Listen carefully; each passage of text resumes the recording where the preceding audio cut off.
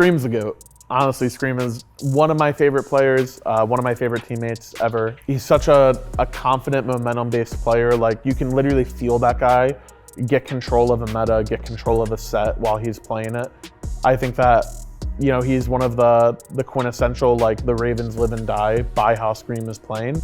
And I think that's kind of by design. I mean, I love Scream. I mean, I've teamed with him season 4, teamed with him season 5, teamed with him on season 6 with Splice as well.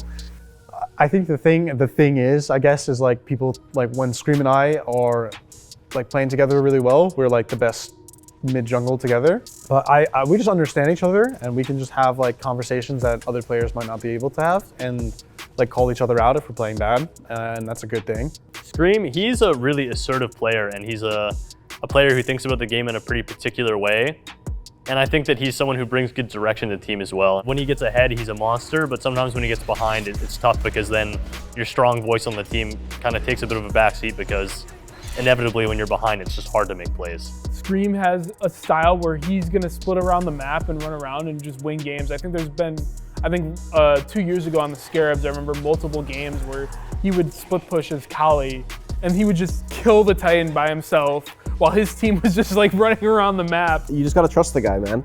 Like, I feel like some teams, some people in the past maybe would try to lock him down, but if he's confident in it, I would let the guy roll. Like, he knows why he wants to pick it. He's not picking it just for fun. He thinks it's good for however many reasons are going on in his brain. I think having a player that can just do that, think on the fly and change and adapt, I think that's really, really strong.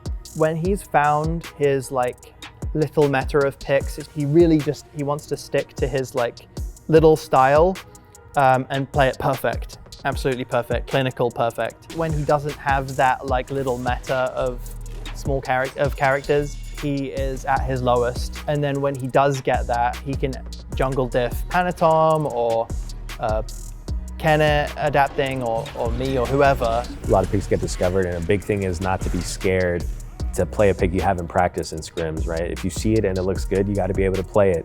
Or maybe play a fringe pick that's a counter to that new pick that arrived, right?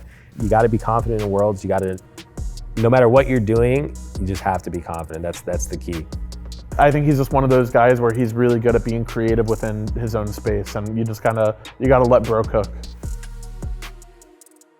Yeah, I mean, another great wise words from Zapman. I mean, Twig also talked about my picks. I think I could do a little better when it comes to not being super confident, but when I'm on, and I think everybody knows that about me. I'll dominate the league when I'm dominating. Simple as that. I mean, Snoopy, great words, Snoopy. He's brainwashed. He's streamwashed. I mean, that's just somebody who gets it. Realistically, that's just somebody who understands it. And I think most people, after playing with me for a while, I just think that's kind of, they get it after a long time. They just kind of let me do my thing. They let me roll. No, I mean, I think a lot of people have a lot of respect for me, as they should. And, I'm going to come out this weekend and do great things.